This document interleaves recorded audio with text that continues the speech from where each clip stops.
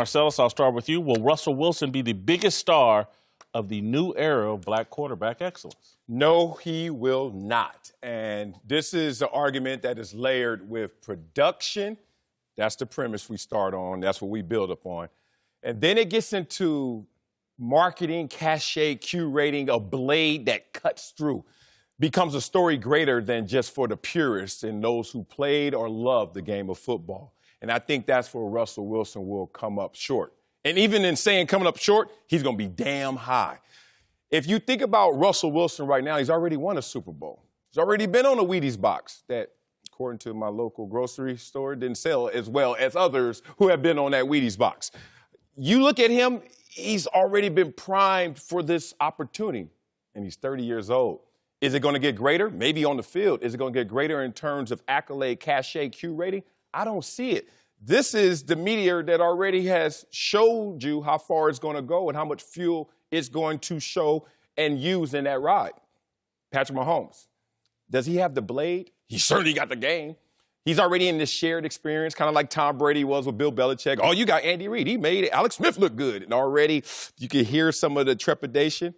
But there's one guy sitting there primed for this, to be the star of this era. A fully formed, fully functional, professional Mike Vick 2.0. And that's Lamar Jackson. Lamar Jackson, who has the least amount of game of those I just mentioned, if he can balance those scales, because he already is going to cut through on every other layer of this conversation. If his game supports what it did early. Shocked me with that one. I mean, I'm just shocked me too. I'm just trying to. Okay, I'll tell you. And here's my evidence. I thought he was going Dak, to be honest. Me too. I got it. Another shared experience with Jerry Jones. Nothing shines brighter than Jerry and that star. I'm going to tell you this. When I went to Atlanta, early 2000s, and walked in Nike Town, and I've been through all the Nike towns all across this country, in a city with an NBA team, and I've seen it every time. You've seen it too, TJ. The NBA players reign supreme. I got a little baby football section. Mike Vick and the Mike Vick experience. Before Mike Vick won any Super Bowls, he never did. Before Mike Vick went out there and showed you that he was going to ball out, he had an experience. He had a mania. Of all these guys, the only one I see having a mania is Lamar Jackson. It's shocking. It seems like every year a quarterback comes in and there's mania associated with him, black or white. What I think that Russell Wilson has done is the conversation is moving away from black quarterback and it's just moving towards quarterback.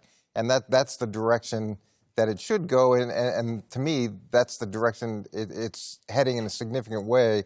You don't hear people talk about it in those terms. And that, to me, is the biggest value that Russell Wilson has brought to the equation, is that it stops being about black or white, and it just starts being about quarterback. Russell Wilson is, for the question, is he the biggest star for the new era of the black quarterback? He is. Now, that can change really quick, and that's because Patrick Mahomes is on his tail for me. He's right there. Patrick Mahomes is basically going to change the way guys attempt to play quarterback now. You got guys in college and high school now, they're going to want to run around, and they're not going to run around to run. They're running around to throw the ball down the field, whereas in years past, the black quarterback, you run around to run.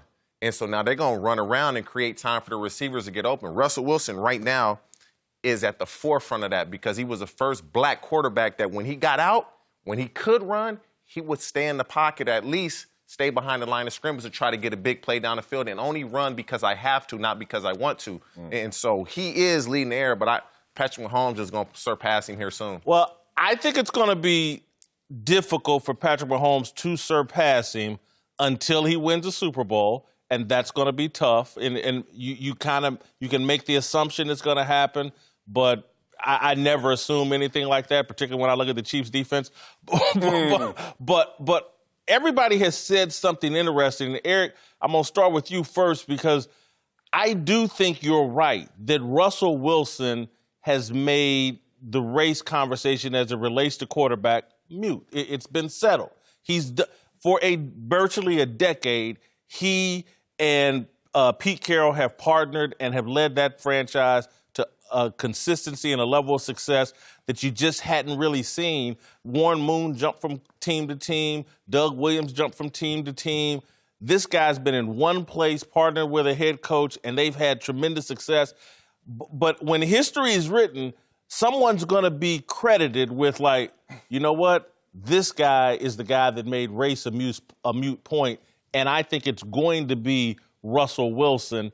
And I think when we look at this here, and look, I do expect Patrick Mahomes to be a better quarterback than Russell Wilson. I expect that. Yeah. But I don't think he'll be the pioneer. I think he opened the door, Russell Wilson opened the door for Patrick Mahomes, and I don't think Patrick Mahomes is ever going to be able to do anything to diminish that. And the other thing, and this may not be something, Eric, you can speak to directly, but Marcellus and T.J., I'm just telling you, and I know this will be a controversial statement, marrying Ciara and his full embrace, to me, of black culture puts him ahead of Patrick Mahomes, and I don't say that in any way to diminish Patrick Mahomes, in no way, because everybody has a right to choose, particularly when you're mixed race, to choose whatever brand, identity, or whatever you want. And I really don't know what Patrick Mahomes is, how he identifies. I think Russell Wilson has made a decision on what he identifies with, and so I just think he's going to carry that load of being the pioneer black quarterback that took the black quarterback thing to the next level, and I applaud him for it. But the reason I think that Russell Wilson has moved us past the race discussion is when we talk about Russell Wilson, we talk about the short quarterback. That's what we talk about with Russell Wilson. It's he changed the game for the short quarterback. It's not about him being white or black. It's now, can other short quarterbacks play as well as he did? And look, the guy came in as a third-round draft pick and saved Seattle. They had brought in Matt Flynn. They had paid him a bunch of money. And he comes in. He's able to surpass him, to start, and to do all the things that he's done. And he continues to grow and mature as a quarterback. And to me, the discussion has just moved on. He's a great quarterback, but he's a great short quarterback. And can other short quarterbacks be what he is? But to capture this era, to capture this moment, you are going to make it convenient. It's going to have to be digestible. It's going to have to say, he was the best, he was the king, he was the star. This question is, who will be the biggest star? It won't be Russell Wilson because he doesn't have the it factor. Whatever that it factor is, we are trying to see him created in his rebranding and his 2.0 and his coolness and his new videos and his new style. And credit Ciara for a lot of that. At the same time, credit where credit's due. Seattle. I love it. You know, I mean, he had his ex-wife is white and Ciara's black, and things changed and rebranding and all that comes along with it. Respect. But I'm a literalist. When I see star factor, I see someone who has to cut through. I see someone who has to either be like the guy next door who is overcoming obstacles. Let's just be real about the guy next door. Most people have not played in the pros, and most people have not overcome their adversity and obstacles. But damn, which one of these three has the best story that is relatable to most? It's actually Lamar Jackson. Told he couldn't do something, then went out there, despite doing it, people still were doubting him. If he can overcome that in performance, along with everything else comes with his story. Only thing I'll say about Lamar is just we just haven't seen enough. Oh, yeah, of course. Me to put him in a conversation with a guy, Patrick Mahomes MVP, Russell Wilson Super Bowl winner, participated in another Super Bowl. But I do think Russell Wilson's little dude story cuts through. I do think, because at the end of the day, and this is the point I was trying to make about Muhammad Ali, nothing cuts through like winning. If Muhammad Ali had not gone to the Vietnam draft and gotten his butt kicked by George Foreman and Joe Frazier, he would be a blip on the radar. He would, that was a nice champion, and he had that little thing with the Vietnam War. Winning cuts through more than anything. Tom Brady's here right now as the biggest star in football history, in my view, because of winning. And you know what? Drew Brees, despite having greater numbers, is not a bigger star. You know why? Same Super Bowl winner, not an MVP just yet. Russell Wilson, Super Bowl winner, not an MVP. Short quarterbacks. That's my point. There's someone there primed to overcome even what we're seeing right now. But this is the thing, though. Like, people forget, Russell Wilson was a third-round pick. Lamar Jackson was a first-round pick. So they obviously believed in Lamar a little more than Russell Wilson. Russell Wilson was a 3-year starter at NC State and was told Mike Glennon is going to take your spot. You got to transfer to Wisconsin. So he was forced to transfer to Wisconsin. So he overcame a lot. A lot of people can relate to that.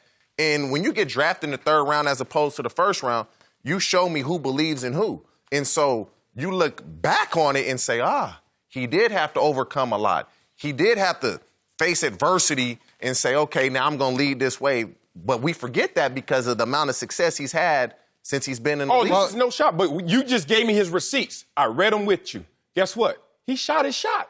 Like, what can Russell... Why do you think it's over? Because... He's in the middle of his career. I'm not saying in terms of performance. I'm saying in terms of every other layer that comes with star quality. So you give me another Super Bowl. That's 2.